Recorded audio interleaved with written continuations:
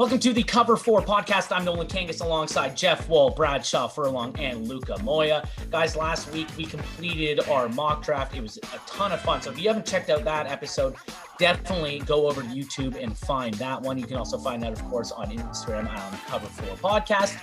But we're going to talk about that mock draft, right? Because we didn't really get a chance to elaborate on a ton of these picks because we wanted to kind of rip through, right, all those 32 decisions.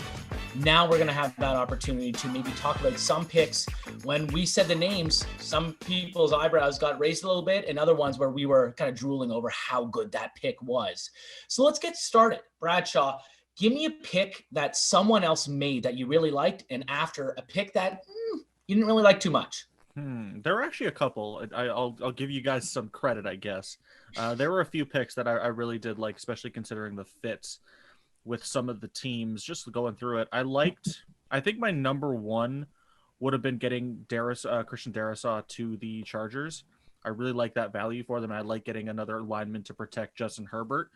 That's probably my number one, especially going behind Elijah Vera Tucker. I like getting him there. I thought he would have gone a little. I would have had him before Vera Tucker, which I guess would lead me to the pick I didn't like as much. Would have been Vera Tucker going in the top 12. I would have had him going a little lower. I know he's a versatile O lineman, and that's kind of what the Giants need. But I would have gone Darrisaw ahead of him. So I guess those are my two. My one I did like, and the one I kind of didn't like.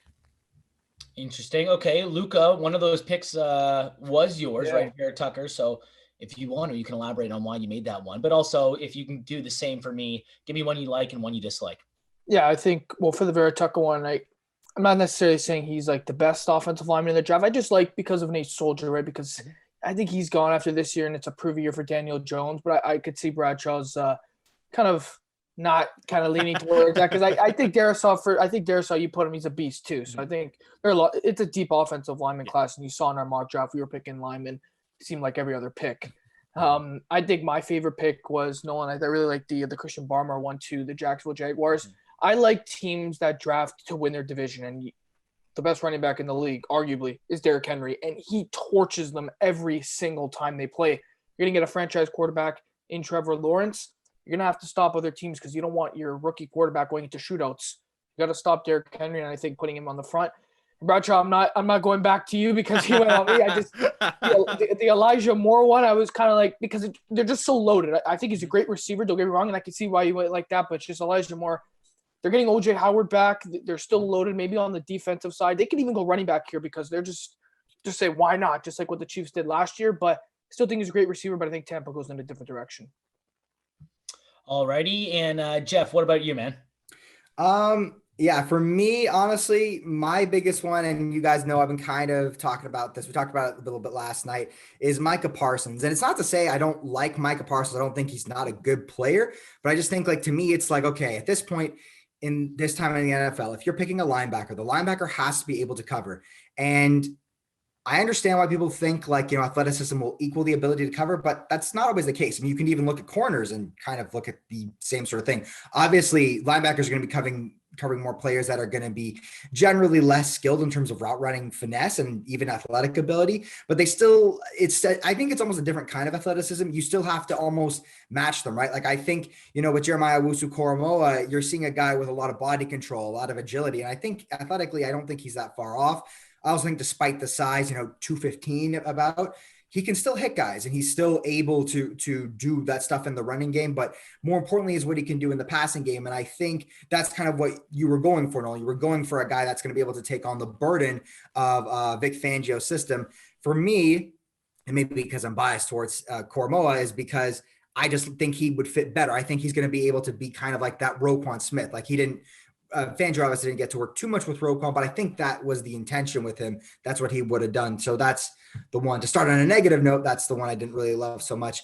The one I really liked a lot, honestly, was Sewell. I think you absolutely have to protect Joe Burrow. For me, that's just my personal opinion. That's my stance. Obviously, the receiving core can be better, but you know what? You could probably get another guy. This receiving class is loaded. You get somebody else there. And Sewell is just so talented. Like, he's just way too talented. For me, he's one of the best players in the draft. And so in a sense, you're also taking best player available. So to me, it checks off every box. Alrighty, and for myself, maybe this is a little bit surprising. I think the pick I liked the most is because of the value of the position and where he was selected. I'm going to go Mac Jones, Pittsburgh Steelers. I think I didn't want to see him selected in the top 5 or the top 10, and obviously we're going to touch on that in a little bit. But if you're getting him later in the first round, we already know you're paying Big Ben next year. Similar type of players. Obviously, Big Ben's used to be this huge guy. He was so tough, big time throws. Whereas now in his career, it's short stuff, yards after the catch for those receivers. What did Mac Jones do best at Alabama? Accurate throws and getting Devonta Smith the ball and letting him run wild. So I think for the value of the position and where he was selected, that would be perfect. Sits a year behind Big Ben there. I'd love that. The one I didn't like as much, sorry, Jeff, is Rashawn Slater, Miami. I think the reason they traded back up after moving down 12 is they had the choice there at 6 saying, there's going to be 4 quarterbacks picked in the top 4. We're either going to get Penei Sewell or Jamar Chase. So I think they would have gone, since in ours we'd have Sewell going there to Cincinnati. I think they're fine taking, all right, we'll get the other one. Let's go get Jamar Chase. Whereas I think they'd be reaching a little bit on Slater, even though he's ultra talented as well. Other than that, most of them I really like. I don't think there was too many reaches, maybe more on my half of offensive linemen going high, just because I thought, a team like the Raiders has basically lost all of their offensive linemen. But maybe another one, if I can touch on it quick, and I know I said we'd only do one each, is the Baltimore Ravens, Kwity Paye. And I like Kwity Paye. I still think they got to go receiver. Okay, but that was maybe the only other one. And I'm trying to remember now if we talked about that and said, they'll go receiver in round 2 or whatever it is. Other than that, guys, that one was a ton of fun. And, it was kind of hard to disagree on a lot of different fronts because we've been talking so much about the draft. But let's go back. I mentioned Mac Jones, right? We had him going to the Pittsburgh Steelers. None of us wanted to take him in the top 4, the top 5, the top 10, the top 15. But rumor has it, there's a myth going around that the San Francisco 49ers traded up to the 3rd overall pick to select Mac Jones. That is the myth going around. When that trade happened, everybody was thinking Justin Fields going to San Fran, and that is a perfect fit. But then everyone started saying, I wouldn't be surprised if this is Mac Jones, whether it was Chris Sims, Daniel Jeremiah goes, everyone's talking like this is going to be Mac Jones. So Jeff, I'll get started with you here. Are you buying into this myth that Kyle Shanahan traded all the way up to the 3rd overall selection to take Mac Jones? Or are you going to be a myth buster? I'm definitely going. Noted Mac Jones fanboy, Jeff Wall, too. Sure. Absolutely. Like, I wouldn't even pick him in the first round. But regardless, no, I'm kidding. I've actually grown to appreciate what Mac Jones can do. Can I just say that, quash this one more time? He's nothing like Tom Brady. Because he can, like, I just don't understand that comparison, because he can actually move. Like, they keep knocking athleticism. I mean, he's not the best athlete in the world, but he's like pretty decent. He's not a statue back there by any means. So just wanted to crush that right there real quick. I mean, he's very accurate in downfield. There is some issues though, in terms of like what we really prize now in quarterbacks. And this is kind of, I think, a very hard thing to quantify, is like their ability to kind of do something with a broken play, right? That's really what they prize on, because defenses can still kind of keep up with you that way.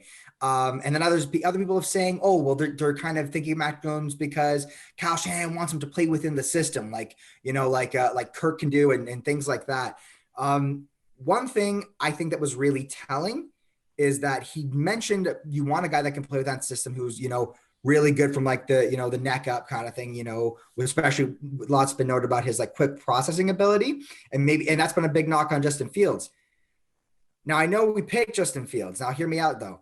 He actually said, Kyle Shanahan said that typically what you want to do is you want to get that guy who's accurate in the pocket, but who's also the biggest, fastest, strongest guy. Who is the biggest, fastest, strongest quarterback?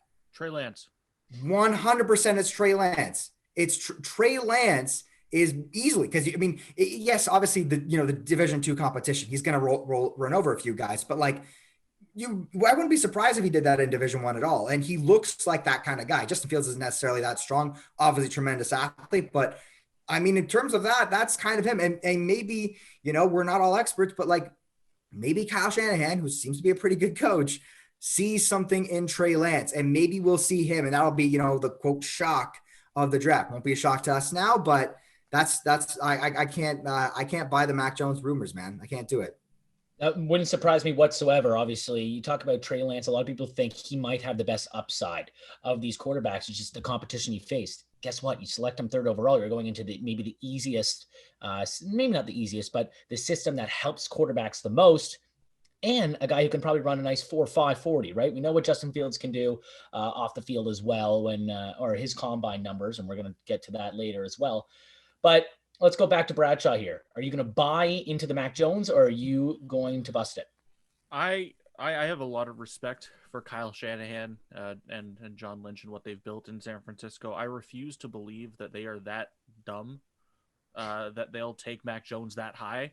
I like what Jeff said, that a lot of people have said, like, oh, Kyle Shanahan wants a guy that can like fit into his system and do and just kind of do what Kyle Shanahan wants in that system.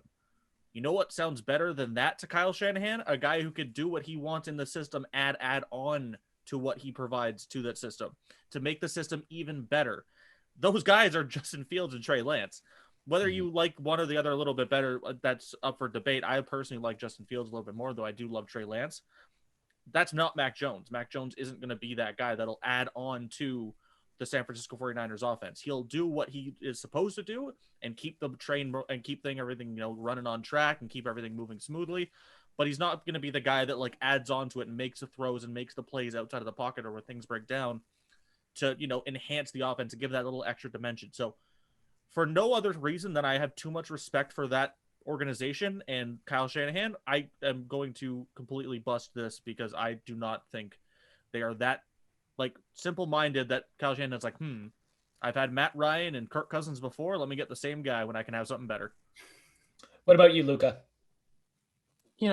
Okay. Something tells me, just something tells me that Mac Jones is going top 3. And it's going to be number 2. Just something tells me. I just don't understand because let's be real. Have we heard the Jets come out and actually say like Wilson's our guy? I think everybody's just been mocking him. Wilson's a guy. And for me, when you look at NFL drafts in the past, and I'm going to go back, Jeff, I'm sorry, close your ears for this one. The Trubisky hype, right? Where did that come from? Like going into that draft process, if you guys remember, it's like he wasn't even supposed to be top 5, I don't think, in that class. And he just jumped up the board. So when people start talking about prospects, teams are like, you know what, maybe I should like this prospect too. Maybe I should look into the – and I feel like Mac Jones is one of those prospects, especially because he's a quarterback.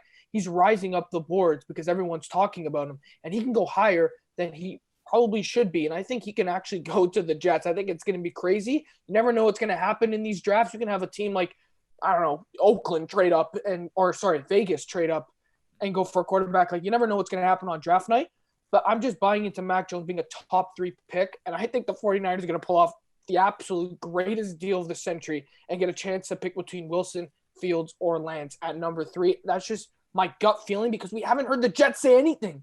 I'm hearing all these things about Wilson, but they haven't really said anything. They're just kind of staying quiet. Don't be surprised if he goes there because really Mac Jones is rising up the board. He was in the national championship game. That's what people remember the most. And I know his receiving core was behind him and all that, but this is probably the most talked about Alabama quarterback. Maybe Tua, you can argue, but he's just rising and rising and rising every single day. I think he can go higher than he should, and San Francisco's just going to be at 3. Like, this is a gift. This is an absolute gift. He's going to see the Jets are going to take the stupid out of San Francisco's hands. They won't have the chance to be dumb. It's great. Exactly. Luca, if the Jets take Mac Jones at 2, I will shotgun 3 beers here on the next right away. I would be that stunned. Again, I'm going to bust this just because like he's rising. He had the best offensive line in football, the best weapons in football, well, at the college level at least. We saw and a lot of the stuff I say obviously goes back to PFF because obviously have these great numbers. You look at the rise of Joe Burrow, the big time tight window throws he had at LSU with all those weapons was stupid, like insane. Mac Jones wasn't even close to that, right? He had the easy way of finding these open receivers who are phenomenal, and they would just do everything after the catch, right? And I can't see a team like San Francisco who probably could have got Mac Jones at 12, trading all the way to 3 to go get the guy who maybe would have been available at 12. Maybe you talk to Carolina and see, where are you guys? And if they're thinking we're going to take whatever quarterback falls, okay, maybe you trade up with Detroit, who wants to collect as many first rounders as you can and take him there at 7. Still, that'd be a bit rich for me, but I can't see this being Mac Jones. I think it's going to end up being Justin Fields or Trey Lance, whichever one Kyle Shanahan likes a little bit better. Let's move on to pass catchers, right? We've talked a ton about Jamar Chase. We talked about Mac Jones, number 1 weapon, Devonta Smith, the reigning Heisman winner. We're not talking enough about Kyle Pitts, who is a tight end, wide receiver, absolute freak of a player. But will he be the number 1 pass catcher taken in the draft in April? Bradshaw, do you think he's going to be the first one off the board? It really comes down to one team and one pick. Like, it comes down to my Atlanta Falcons and where they decide to go. If they decide to go quarterback, then no. Then it's Jamar Chase being first off the board, probably at highest to Miami. At highest to Cincinnati, and then lowest Miami. If they decide, obviously, to not trade back and they don't like the quarterback situation and they want to go for a pass catcher, it should be Kyle Pitts. So he would be the number 1 pass catcher off the. This is the worst question to ask me first because I have no idea where the Falcons are. There are 3 very likely outcomes. You could put it on a spray chart and it'd be 33, 33, 33, all equal percentages, because I think that's genuinely where the Falcons are. I don't think they have one decision made on where they're going to go. But if I had to pick, I would say no. Jamar Chase will be the first one off the board. I think either the Falcons will trade back and someone will trade up for a quarterback, or or the Falcons themselves will take a quarterback. Luca, what about you? I just think you look at Kyle Pitts and you can make the case Pitts is probably the gap between him and the next tight end is the highest, I think, of all the positions in this draft. I think you look at Chase and the receivers, they're pretty close, even though I do think Chase is the best. I could see Pitts being the first one, and I think it goes to Bradshaw's Falcons. I think if you pair him up with Ridley and Julio, good luck. So I think Pitts is going to be there because not only can you split him out wide, put him in the slot, he can block, right? He can block too. So that's what these tight ends do. He's so versatile. People are comparing him to Calvin Johnson. It's like he's going to change the game, and he's a tight end. Like, you just don't pass on guys like that. There's been reports, how many guys, I don't know if you've seen this, but the Jets taking him at 2. So he's been mocked up and down. I've yet to see him outside the top 8. So I just think Kyle Pitts is going to be first just because of what he can bring on any given Sunday. And people are talking about him like he's going to be the best tight end ever. So I think Pitts has to be the first pass catcher taken just because of everything he can build and bring to your football team. Jeff? I'm going to say no. I just don't trust a team to kind of pull that bold of a move on a tight end just because of the low usage. Even guys like George Kittle, guys like Travis Kelce, like they don't tend to get used a lot in offenses, and that's the coach's choice, right? So for me, it's kind of tough to see. Plus, I think the Kyle Pitts hype has kind of overshadowed how much hype Jamar Chase was getting. Like, everybody was talking about, man, Jamar Chase, if he came out this year, he would have been the first receiver taken, right? Obviously couldn't have, but I think people really do just trust how good Jamar Chase is as a prospect, considering who he went up against, considering that dominant game against Alabama and then Clemson. Like, it just seems like that's kind of where teams are going to go. And I think I guess I'll spoil it. I kind of don't think he'll go to Cincinnati because that's just not really what teams tend to do. Although I think it would be smart, but at the same time, I kind of see him slipping maybe just outside of the top 10, to be completely honest with you. Wow. I'm going to be buying into this. I think Bradshaw, if Atlanta, I do think they should move back, first of all, because I think there's going to be a team who needs to come up and get a quarterback at 4. If they don't move, it's Pitts. And I think it doesn't make sense to go Penei Sewell for them, even though he's a generational talent at tackle.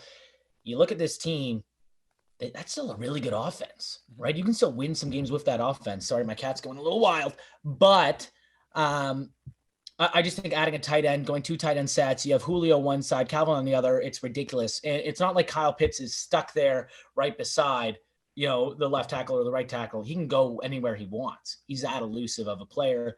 And I think this is a different tight end. It's not our TJ Hawkinson who, like the comp for Hawkinson a little bit was George Kittle, right? Because, he can block really well coming out of Iowa. The comp for Kyle Pitts, you don't know who it is. It could be a receiver. It's maybe like a quicker Darren Waller, right? Because he has some bursts. So even though like Jamar Chase is an absolute freak, even though Devonta Smith had a historic season at Alabama, man, you look at what, George Kittle and Travis Kelce do for those offenses. If you can get another guy like that for your team, that would help, a ton. Hey, thanks. All righty. So let's go to, we talked about quarterbacks. We talked about receivers. Let's go to the defensive side of the ball. This guy was everyone's number one corner. I believe he was our number one corner as well. I think Bradshaw, right? It was Caleb Farley was our number one corner. No, Jeff took J.C. Horn first. I saw that. So he went J.C. Horn first, but on our initial rankings, we liked Caleb Farley, and then all of a sudden the reports come out he's going to need some back surgery. Is he actually going to be the third corner selected, Jeff?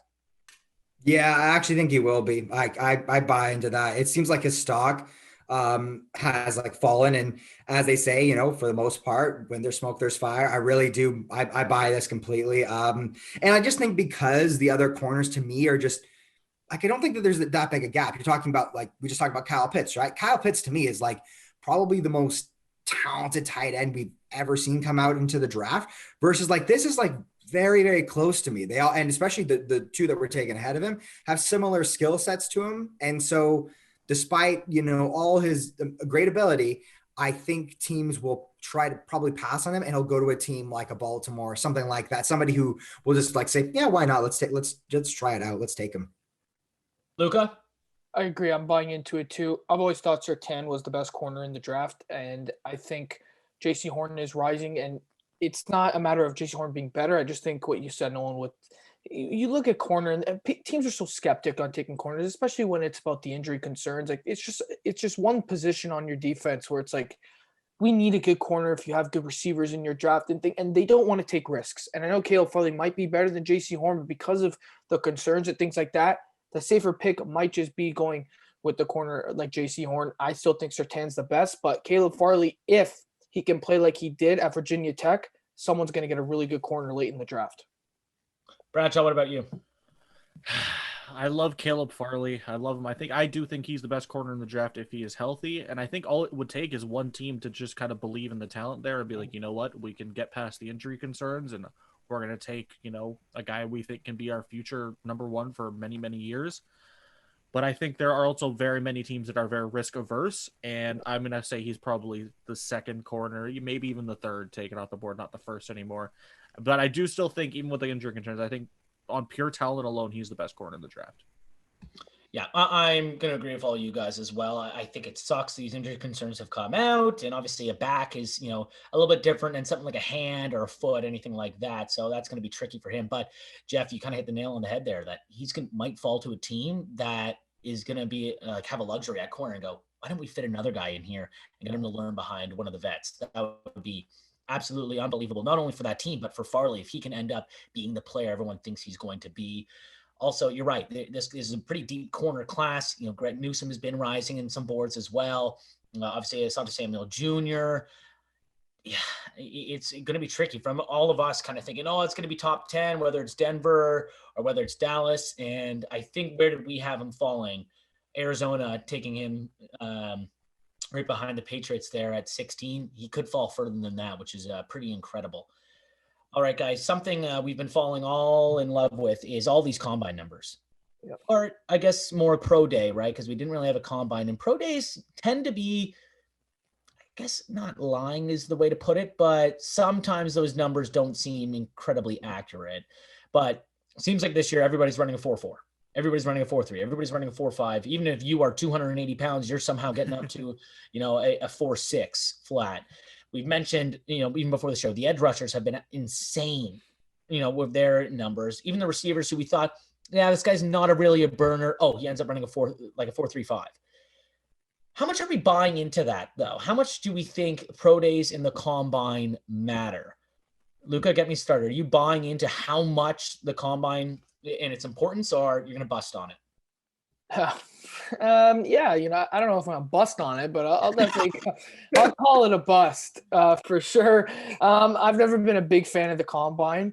I just think the film is the best thing to go off. And there are certain guys that run fast, but they don't play fast. And there are guys that don't run exactly faster than these guys, but they play fast. Like perfect example, Antonio Brown ran a 4.5, but he plays like he's electric, right? And John Ross, he ran what, 4.22? He's yet to really make an impact in the NFL. So I think you can't look at that. You got to look at, can they change direction quickly when they catch the ball? It's mostly receivers you're looking at these for. Receivers, corners, running backs. There's no point for an offensive lineman to run 40 yards on the field. That rarely happens in a football game. But I think you just got to watch the tape. And even with the quarterbacks, there's no there's no one in your face. You have all the time. You know exactly what's going to happen. And they plan these things days in advance. Okay, I'm going to cut here, throw it to me there. It doesn't work like that in real games. I just think it's flawed. Look at the film. That's the best way to determine a prospect. It's flawed. I don't think looking at the 40 especially makes any difference. Yeah, I'm completely agree with you there. Obviously, we talk about the pro days of Zach Wilson and Justin Fields. Both had two insane throws, but again, it's against air, and the receiver doesn't do anything other than run under the ball, right? So I think you're right. The film is the most important thing. Bradshaw, where do you stand on this topic? I'm going to take a bit of a cop-out answer and say I believe more in combine numbers than pro day numbers, and only certain drills in the combine I believe in.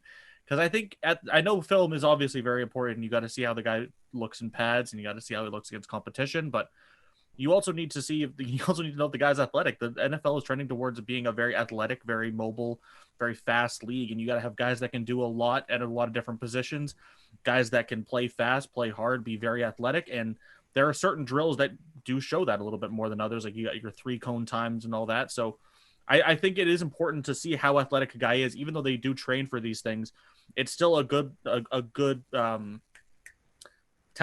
good sign that like a guy can do all these like crazy things. Even if it's just in a combine, he's still an incredible athlete. And you've seen the correlation from like these spark numbers, and to see how athletic these guys are. And a lot of those high tier spark athletes turn into some of the best prospects in the draft. So there is definitely something there when you look at the combine numbers. So I'm going to buy it mostly, but not all the way. There are some drills that obviously aren't necessary. Agreed. I think there is certain drills, like you mentioned, the 3-cone. I know the broad jump for offensive linemen is super important as well.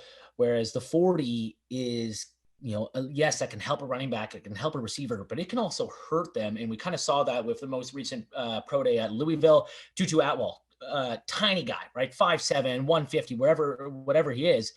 Everyone's thinking, oh, this guy's 4'2". Whoa, pulls up a 4.4, 4.5. Yes, that's still fast, but are you going to select a guy who's that tiny running that, I guess, slow? That's going to hurt him a little bit. Jeff, same question, man. Are you going to buy or are you going to bust? I'm busting this myth, man, because here's why. And I definitely agree with Bradshaw. Like there's an importance in them, right? And I think also too, especially for defensive linemen, right? We've seen a lot of defensive linemen. We knew that they were athletic. I don't think we assumed that they were this athletic. I don't think we see that on the film, but it's hard to, obviously. They're running about like 5 yards before they hit a quarterback, right? So it's tough. Really what we need to know is like their 10 yard to 20 yard split is really what we need to know for them specifically. But I think the pro day really helps when either you couldn't perform at the combine, or like you saw something at the combine that didn't match up, right? Like you kind of want to verify something, right? Like, oh, this guy ran really, like Jalen Reagor, who me and Nolan loved from last year, had a not so impressive 40. We thought he would run a lot faster. Then his pro day comes and he runs more or less what we think he did. But I just think like, it's like you guys were all saying, it's just like they're throwing against air. They're not like doing anything specific. The only thing I guess maybe is really like, we were kind of mentioning it with like Micah Parsons, right? We don't see like this specific skill a lot. So it's like, it's good to kind of see like, hey, can you actually like athletically do this? Can you actually go like backpedal? Because that's a very difficult skill to have, right? That's why it's so hard to cover. So it's good to see those things. But generally speaking, especially for this pro day, I'm just not really buying like any of it at all. Like any of it, especially the Zach Wilson thing. It's like, we saw that. We saw he could do that. We knew he could do that in a game. I agree. It is good to see, like, say like, okay, yes, we can confirm this guy is pretty fast, because it is hard to tell it when you're running against a bunch of, doctors and lawyers and things like that. But overall, I don't think that this stock should like put you over the moon or anything like that. So for me, I just don't buy into it. Yeah, and I think that happens with pro days too. And everyone kind of mentions back, I believe that was the 2014 class, if I'm not mistaken, Johnny Manziel's pro day. Everyone said it was the best thing ever. We remember it, I guess he had his quarterback coach running around with a broom chasing him like it was a defensive end trying to get after him, and he was hitting everything. We know how his career went. And Teddy Bridgewater, a lot of people say that was the worst combine they've seen, and he just couldn't hit throws. Maybe he was just nervous. And he ends up being a fine NFL player who's made a ton of money, right? So I don't think there's a lot of stock to buy into this. So I'll bust as well and bust that myth. But, right, I think for certain players, like I mentioned Atwell, it hurt him. John Ross, who obviously Luca mentioned, it helped him. Looking back at that draft, I don't know if many people saw him being a first-round pick. He runs – everyone says, oh, this guy's a burner. He's going to run quick. He was pretty elusive at Washington as well, especially on the special teams aspect of the game as well. Runs a 4.22 record, right? Whoa. Now he starts flying up the draft boards, and it kind of hurts the Bengals, right? Like, so I don't think there's a lot of stock to buy into it at all. Game tape matters, in-game speed matters, and I think that's where it's going to show up. And some of these guys are smart not to do the pro day, right? I'm trying to think. I think Joe Burrow maybe didn't even throw at the combine. I don't even think he maybe did any numbers. I think he just did interviews. One, he probably knew he was going number one, or at least in the top three. And also another guy who we didn't really see do too much, Devonta Smith, right? Yeah, he caught balls for Mac Jones at Mac Jones Pro Day, but right, watch the game film, see what I did, right? And I think that's important for players as well. Guys, fun show today. We covered the mock draft a little bit, looked back at some of our picks, and of course, we played Mythbusters, some of the hot topics going around in the NFL, and some we bought into and some we busted those myths. But guys, for the Cover 4 podcast, Bradshaw, Luca, Jeff, I'm Nolan. We will see you guys next week.